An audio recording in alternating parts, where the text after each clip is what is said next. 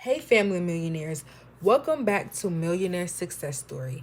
I'm super excited about this episode because today our guest gives some really good knowledge that I was able to take away and learn from. She majors in psychology and minors in ethnic studies. She's originally from Washington, D.C., but studies in Portland, Oregon. Her plan after graduation is to become an elementary school teacher. She loves to travel, and a fun fact about her is that she studied abroad in Athens and Lesbos, Greece.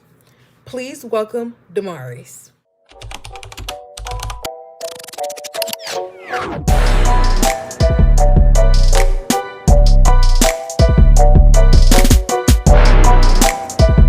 Hello. Hi, Damaris. Oh, hi. How are you? I'm good. How are you? I'm doing pretty good. How's your day Oh, going? it's been well. It's been well. I've just been working on some work because I didn't have any classes today, so I've just been working on some work and I had work too. But how about you? Nice. Yeah, I've been the same. I had two classes, but I've been in between classes, scheduling my classes for next semester and doing a whole bunch. Uh-huh. But yeah, it's about that time to start thinking about next semester and doing stuff to prepare. Mm-hmm. But yeah, it's been pretty good. That's good. Yeah. Yeah. I'm I so glad I got to see you again. Yes, me too. Thank you so much for joining. I'm so excited about our conversation and the Yes. direction it's going to go in. Yes, Yeah. yes. And I'm so proud of you doing all your little YouTube videos and Thank you. stuff. Thank you. Like, Thank you. wow, I love it. I love it. Thank you. Okay, so we're going to start with a game, and Okay. the game is called How to Get a Millionaire. And in Okay. this game is meant to be just a little bit nosy and ask personal questions. And then the questions vary from would you rather, this or that, who is the best, never have I ever. And every now and then I may ask you to elaborate, but nothing too crazy. So, which one would you like? It's would you rather, this or that, who is the best, and never have I ever. Mm. Oh my God. I like Would You Rather and Never Have I Ever. I just don't know which to do. Okay, let's go with never have I ever. Okay. Okay. Okay. Okay. So the first one is never have I ever had an imaginary friend. Wait, how do you say yes? Yeah, like you could say I've had an imaginary friend or I haven't. Okay, I have. I believe I have. I'm Okay. sure I have. When you were younger or you still have one? Oh, when I was younger, just Okay. because I'm an only child, so I feel like Mhm. I would have had one. Okay. Okay, yeah, that makes sense. Okay, never have I ever cried during a movie. Yes, I have. I What have. movie was it? The only one I can think of that came off my head just automatically was Selma when it first came out and I was in middle school. And Yeah. it was the four girls in the church that made me cry. Yeah. And I don't cry like with movies. I'm not emotional actually, but that actually like shed a few tears from that. Wow. Yeah, I can only imagine. That was a very touching movie. So I can, Mm-hmm. okay, Mm-hmm. never have I ever worn matching outfits with my family. Never. Never. No. Where are you from again? DC. DC? Okay. Okay. Wow. That's interesting. I actually this year was probably the first year that I've worn matching outfits with my family. Like we all had like pajamas for Christmas and I think this is Mm-hmm. the first year. So yeah, I can yeah. Okay.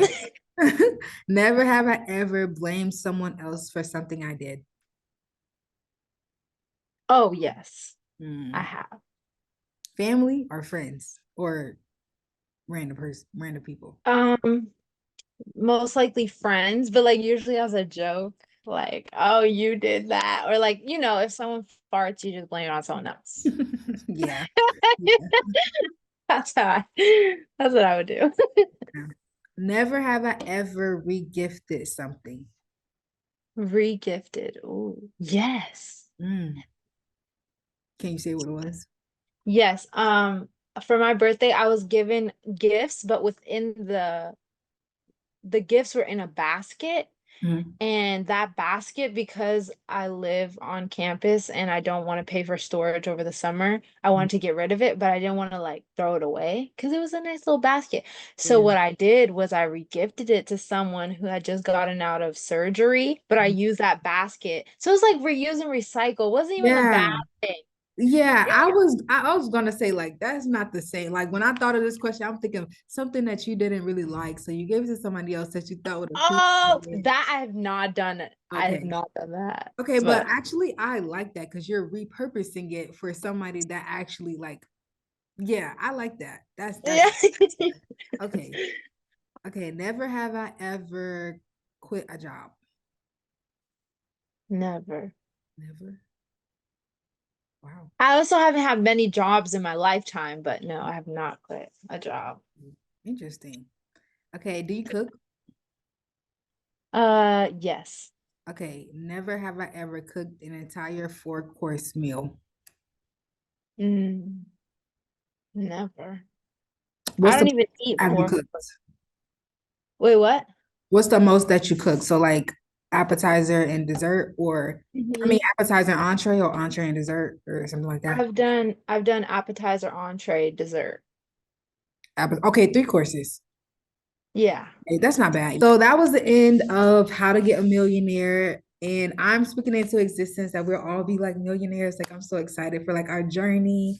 And yeah, that was the end of that game. So Yeah. next, next we're gonna go into the questions. So the first question I have is very simple, but it can be a little bit complex, just depending on where you are. And it's how are you? I mean, I know I already asked that, but like true. Yeah, I'm good. I'm doing good. yeah, that's good. How have you adjusted coming back from Greece to being back in the United States? It's been good. Like in the beginning, I was nervous not because of the academic side, but like the social side of my life because I didn't keep in contact with many people when I was abroad. Mhm. So I guess I was a little nervous of where's my place. Mm, yeah, But now I mean, my full focus is academics and like the social comes along with it, and I'm not nervous anymore. yeah, that's Yeah, great. That's amazing. it was a good adjustment. Yeah. So how did you see your life would be growing up versus how it is now? When I was growing up, um, I guess like I've always wanted to go to college since I was like a little girl. So I never, like, whatever I went through or whatever circumstances I was in, I never let that hinder that dream. I Mm. never let go of that dream. And I think because of that, because I never let go of it, I'm where I am today. Like I'm in college, I'm about to graduate, which is kind of crazy. Yeah. But like, um, yeah, I guess. Like I saw myself not doing the exact things that I'm doing, Mhm. but at least the college part, I saw me being here, not in Oregon, not at Lewis and Clark specifically, but just like being in college and becoming a teacher, like as my next step. So I'm happy about that. Like, but I don't know. I didn't really see much else. I guess I didn't like really plan much. Mhm. I kind of just knew I want to go to college and wanted to be a teacher, but I didn't have more plans than that. But now that I'm here in college, my goals have broadened and also become more specific. So I'm like, oh, I could have a farm one day. I don't have to stay a teacher. I could like become a business owner. Like I can do my dreams have expanded, but I have more specific dreams too, because I see how it can actually be tangible. Like I see people doing it or their parents doing it or Mhm. whatever. So Yeah, that's amazing. So like being a senior, how junior, I'm junior still. you're a junior. Okay, you'll be a senior next year. So Hmm. have you excuse me, have you experienced like, well, you're a junior. I was gonna say senioritis, but have you experienced like getting ready to transition? Like, have you felt your the transition come along from like the inside, like mentally speaking, not necessarily like you're graduating next year, but like have you felt that you're getting ready to transition to the next phase of your life? Yes, like in terms of wisdom and in terms of experience, I feel like I'm more mature Mm, compared to my younger peers, like those who are freshmen or sophomore, just like because before, like I was like a sophomore or freshman, so I was like, learning everything brand new. But now I feel more experienced, like I know more yeah. of how the school works, of how college goes, of Mm, and I can give more advice too. And I've noticed that when I'm talking to people younger than me, but also when they're talking to me, it's usually in a mentorship way, not like really friendship, or it'd be like in a, oh, I'm giving them advice on something, and maybe they're giving me advice, but it mm, seems more like they know that I'm upper level, I guess. And also because of the classes that I have, it's I don't see many freshmen unless I'm taking like a lower level class or just like that. You're like, dang, I'm like starting to apply to grad school, and your mind, I'm thinking of new things that I wasn't thinking about as a freshman. I'm like, dang, I only have a year left, so I'm trying to do XYZ before I graduate yeah. because, those resources and opportunities will be gone when I graduate, most of them, not all of them, but so I'm like starting to think about things like that too. Yeah.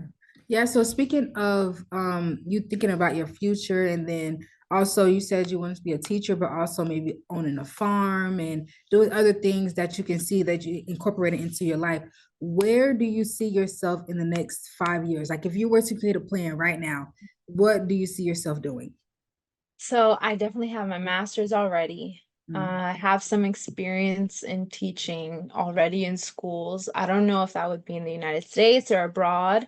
mm, And I see myself starting, either I have a home or I'm starting to be in the works of owning, not owning, but like at least like getting a house mm, and a property and everything.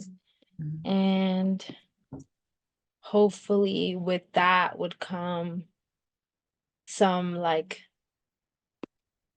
more thoughts about my business, like a business that I want to create. mm, Because like it's always been in the back of my mind, but I'm such a perfectionist. I never like do anything. Like I've done things, but I never put it out there. Like I keep it to myself. mm, So I want to, I don't know, like learn more about like how can I put it out there in the best way? mm, And yeah, I won't say I'll have a business then, but definitely like it's in the works. mm. Yeah, that's amazing. I love that. Okay, so what is the best gift you have ever been given? My scholarship to be in college. That's a great answer. That's an amazing answer.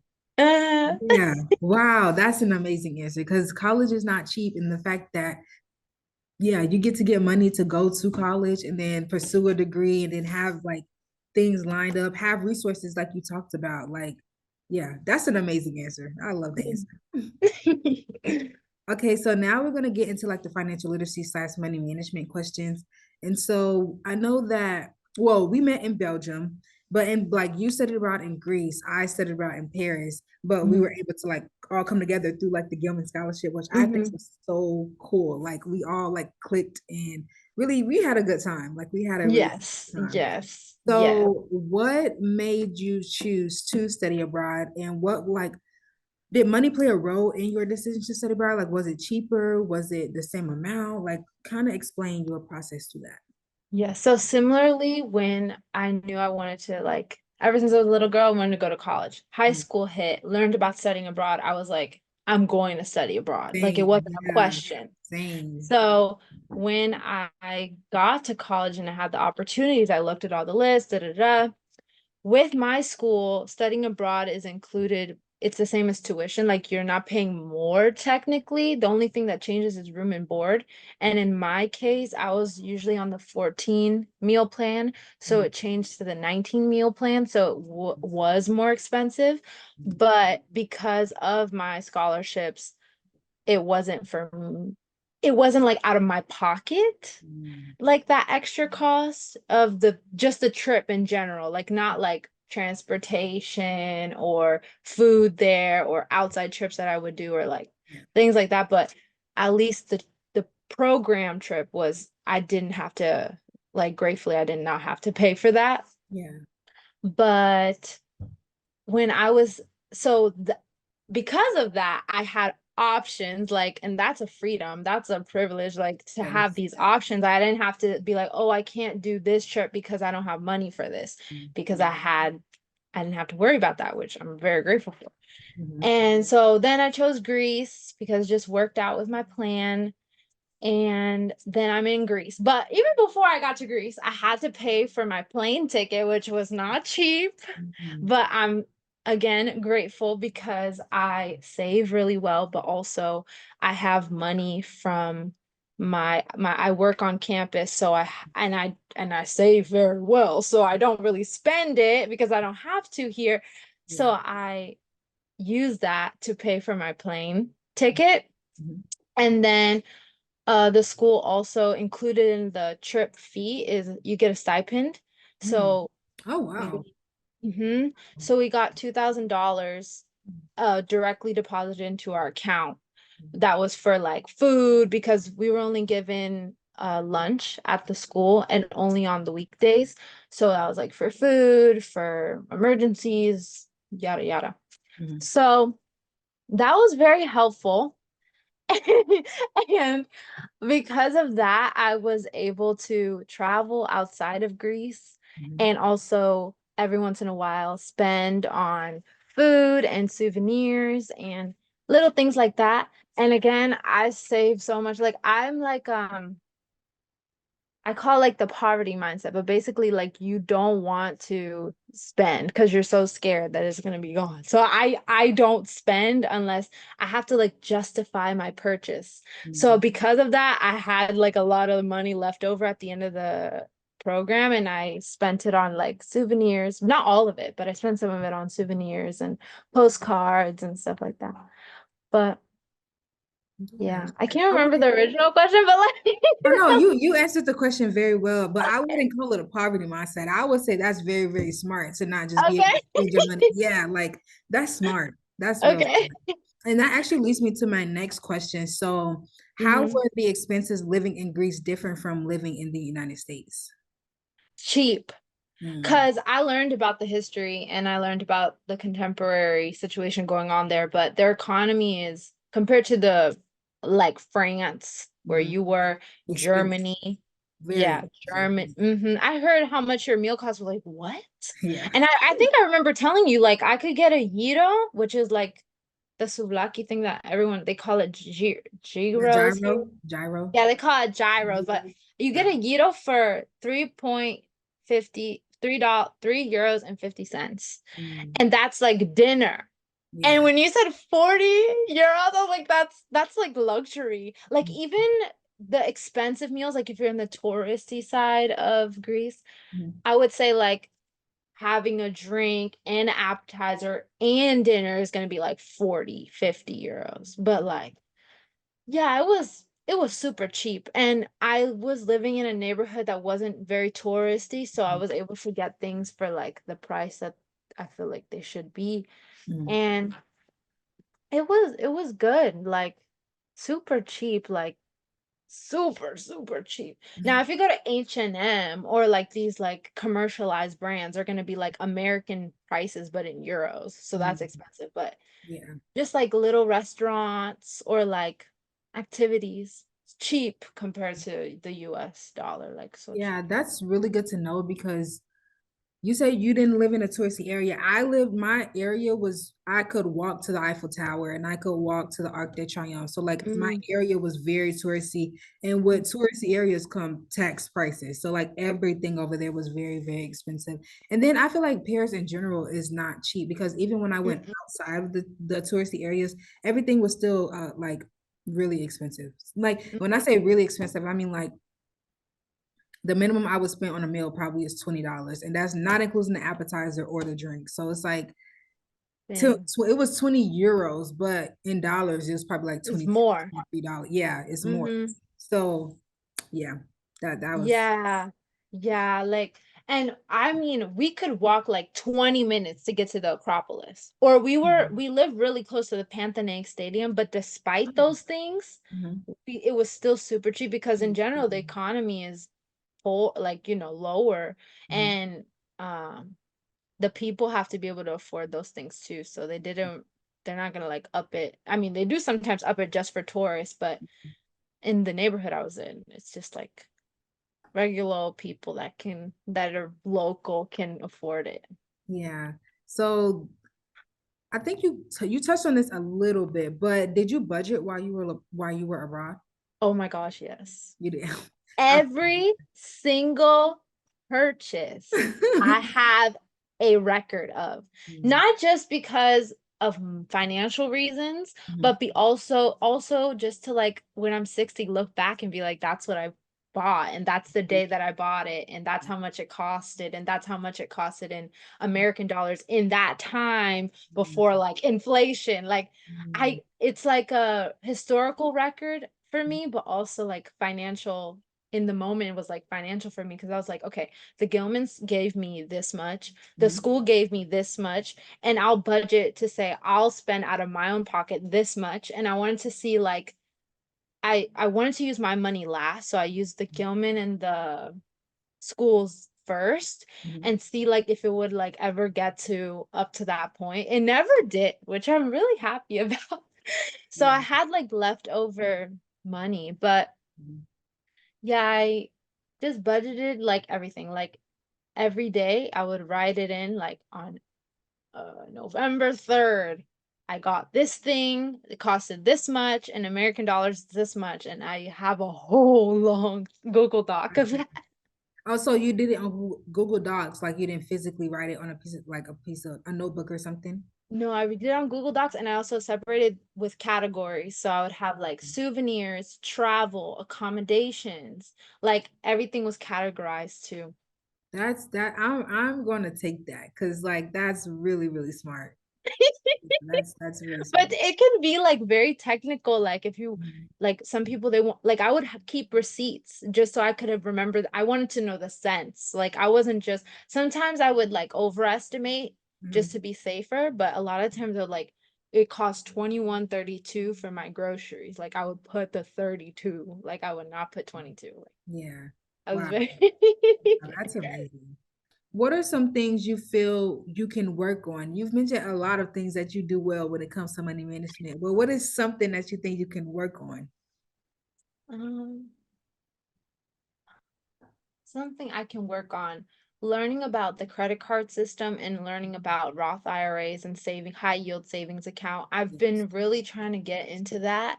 I Mhm. just it is time consuming and when I have my free time, I choose to do other things, which Mhm. is on me. But like, as a 21-year-old, I'd rather I mean, I know long term I should be doing this, but like I'd rather, watch a show or like volunteer somewhere or like go on a hike instead of spending hours on the computer researching about savings accounts and stuff. Yeah. But that's something that I really want to work on since I'm about to graduate too. Like, Mhm.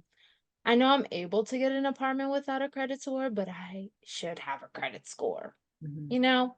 Or like I want to be able to have a say like put money into my savings account, but I wanted to have like be high yield because I want to earn from that Yeah, return on saving. your investment. Or or like retirement account, the earlier you start, the more it will accumulate over time. And by the time I retire, I'll have like so much and it'll be like no taxes on it, you Yeah. know?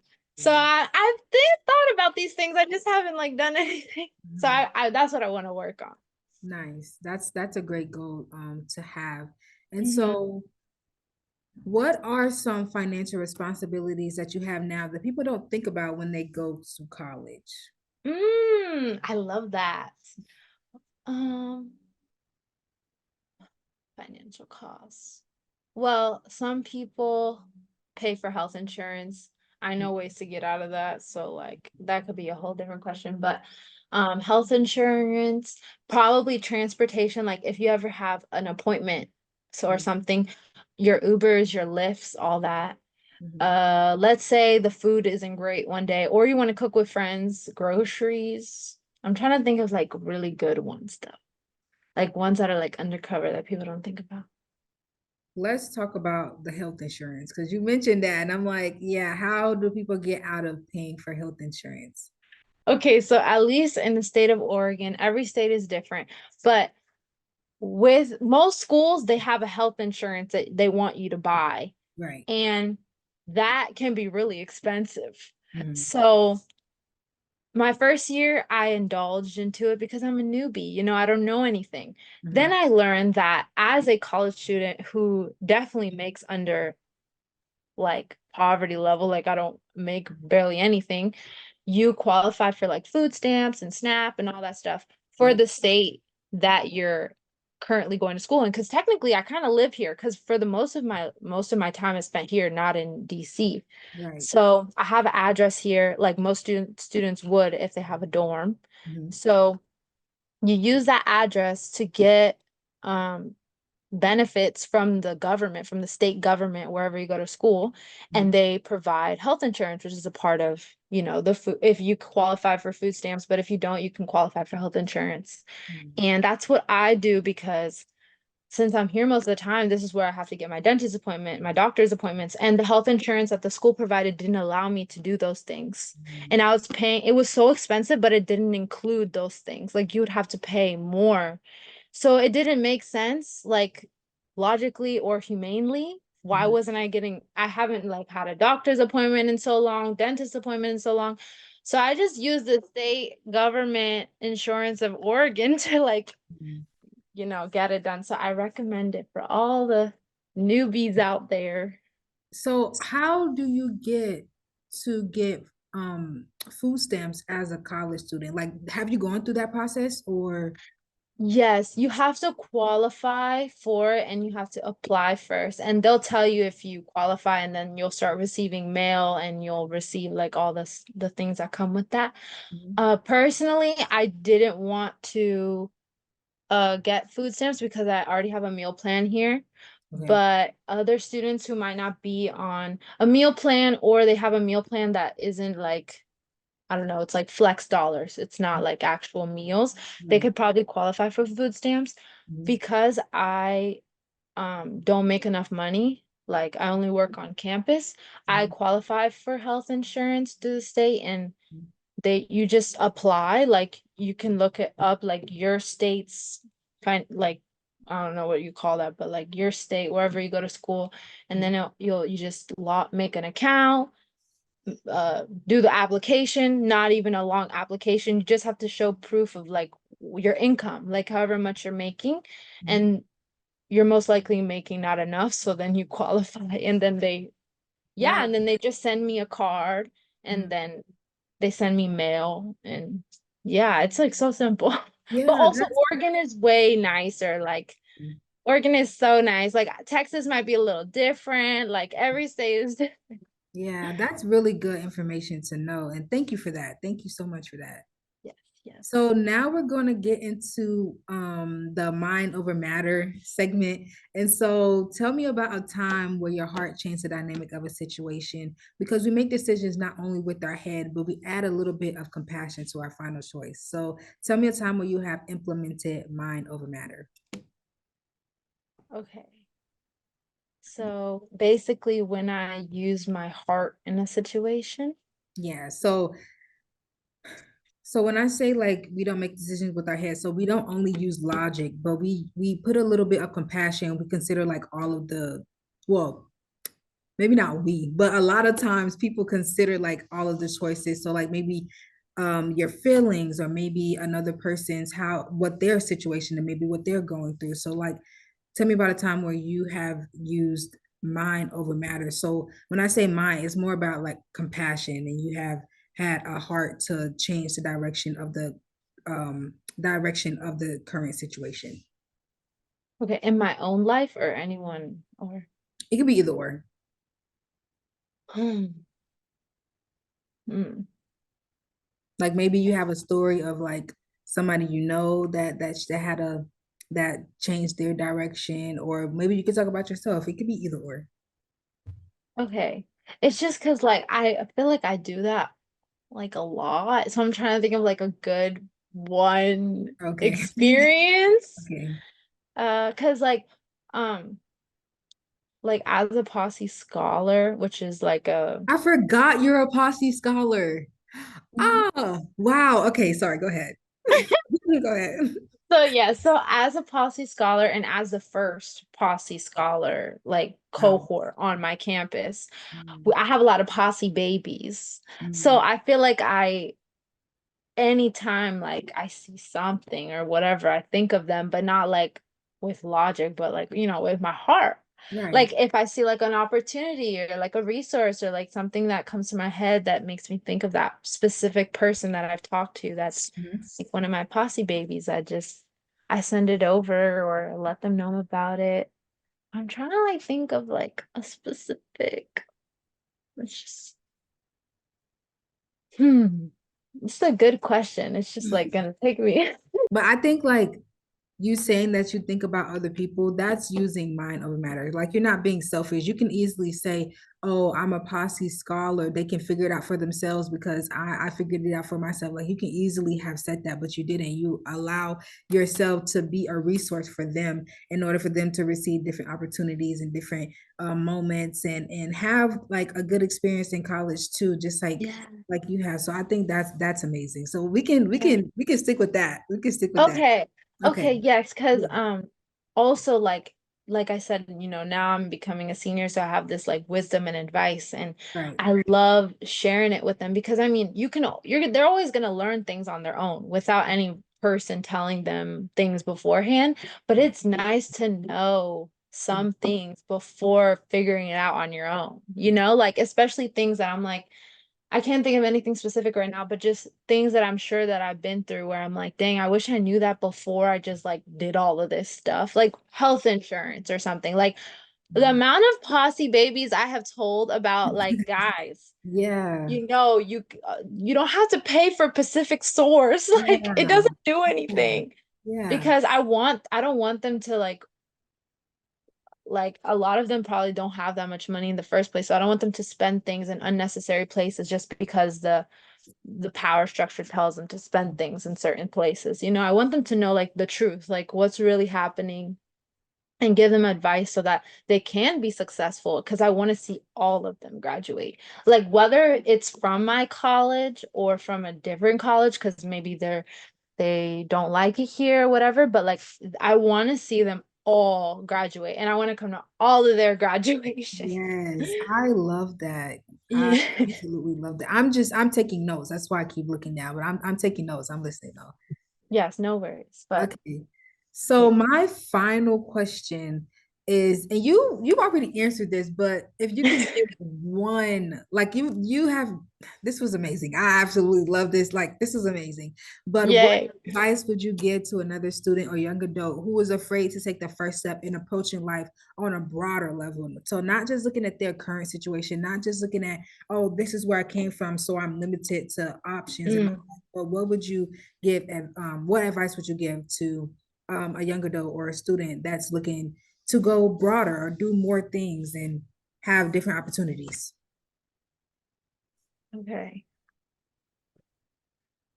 Like think of it as like the final state. Like if you were to give somebody one thing, like one thing, what would you say? Oh my gosh. So this is just like in general, like this person is like maybe stuck in their feelings and they're like, dang, I don't know what to do next. And then you're like, give them this piece of advice, and then they're like, oh, then I can, and then they want to do the thing or something. Yeah, so like A piece of wisdom, like a wisdom nugget. What would you tell someone that's Okay. yeah, stuck in there what be yeah, yeah, what you said. Okay, okay. Um, there's so much Oh, I because I like even in my own life, I've had to like there's a lot of voices that go that are in your head that mhm, are telling you, these doubtful thoughts or these worried thoughts or these fearful thoughts. Like I feel like I have a lot of those mhm, and I've usually I let them like get in there and sit. mhm, But from what I've been learning, you can't let them sit. You gotta they call it like the Gen Z rent free, whatever. Like, you can't let them live in your mind rent free. You gotta evict them. You yeah, gotta evict those thoughts. So yeah, like any doubtful thoughts, any fearful thoughts, any thoughts that are telling you you're not enough or you can't do something, or just know that all those thoughts are trying to stop you from like your purpose in life, from mhm, your destiny in life, what you're made to do in this world. And there's a reason why you're being attacked. Like you're not just being attacked because like you don't have any reason to be on this earth. You're being attacked because you you have a know reason.